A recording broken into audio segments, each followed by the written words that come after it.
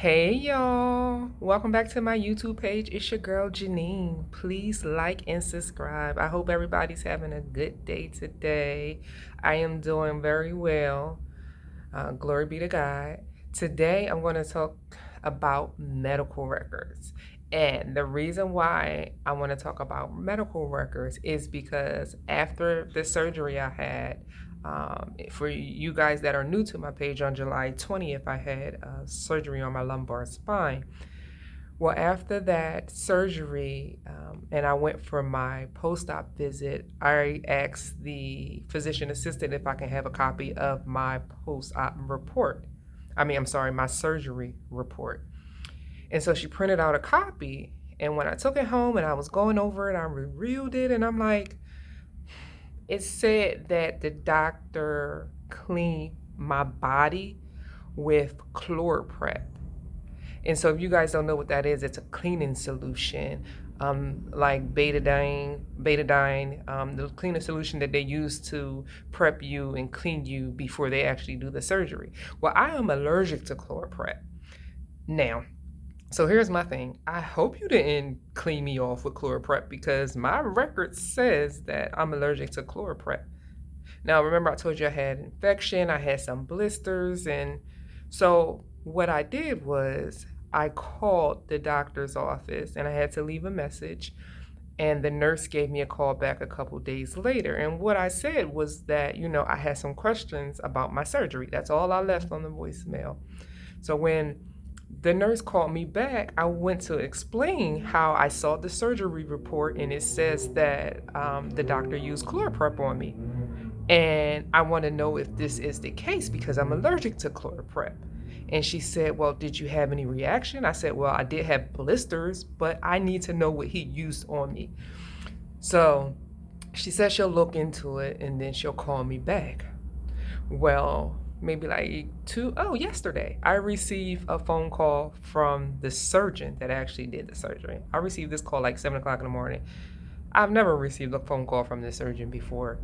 And he said that my medical records did state that I was allergic to ChloraPrep. He said he talked to the nurses to the hospital and it was betadine that was used. But he said because of the blisters, I may want to get an allergy test because if I'm allergic to ChloraPrep and betadine, then the surgeons, next time I get a surgery, they would need to know what to use, what to prep me with to clean me off, to clean that site off with. And so I need to go to my primary and I need to go see an allergist to verify some things. And I'm like, are you sure you didn't use ChloraPrep? He said, no, he's just so used to putting that in a report because that's what he used for most people. He said it was a mistake. I said, okay, well, I need you to correct it. And he said, okay, I will try. I will put in a phone call to the hospital to see what can be done.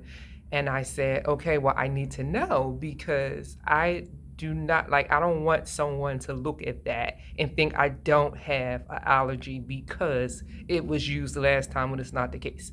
So you want to make sure all your medical records are correct because the doctor can make a mistake with, like, let's just say, for an example, say that you're taking a prescription, a medication that you're not really taking, or give you a diagnosis that you really don't have, or maybe a different plan, medical plan than what you guys talked about.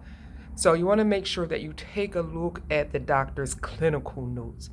Now, if you are logged into a patient portal, that's even better so you can see everything. Sometimes the actual specific like notes after surgery is more so you get from your medical records and it may not be on the portal.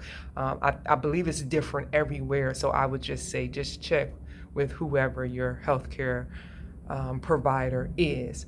But the doctor went on to say that what he can do is to see if he can get an amendment put into my medical records, basically saying that the ChloraPrep was not used, and just note that, and that will be attached to the clinical note. And so I'm just going to read you guys something I found off the government website for HIPAA. And it says, only you or your personal representative has the right to access your records. A healthcare provider or health plan may send copies of your records to another provider or health plan only as needed for treatment or payment or with your permission.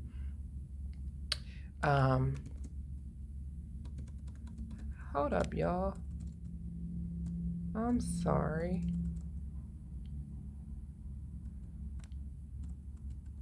I'm sorry, y'all. I was reading the wrong thing. Let me back it up. Corrections. If you think the information in your medical or billing record is incorrect, you can request a change or amendment to your record. And so that's what the doctor said he can do, is an amendment. And I asked him to let me know when it's done because I would like to see a copy. The healthcare provider or health plan must respond to your request. If it created the information, it must amend inaccurate or incomplete information. If the provider or plan does not agree to your request, you have the right to submit a statement of disagreement that the provider or plan must add to your record. So here it is. This is telling you your rights if you have incorrect information in your record. So it can be changed. So don't let anybody tell you that it can't be changed. And this is federal, y'all. This is the government website. This is under HIPAA for individuals' medical records. So you can look it up if you want. So again, it's very important after each visit you have with your provider that you check your medical records, make sure everything is correct, and you go through the proper channels if not. Because let's just say you go to a specialist and you're getting your records transferred to this new specialist, and he's looking and he's like, oh, you have this, you take this is what happened. Oh, I thought, right? So then you're like, hold up, that's not what happened. So that's why it's very important. Again, very important that you take a look at your medical records. If your provider has a patient portal, I suggest, this is my suggestion, that you sign up for that patient portal. So that way you get an alert when you have a new clinical note in there, and you can just go in there and you can read after every visit. That way you don't got to order just your medical records constantly from the hospital and pay for that because it costs. The patient portal is absolutely free. And so this is all that I have for you today. I thank you for tuning in.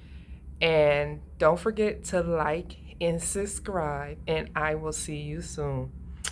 Peace and blessings.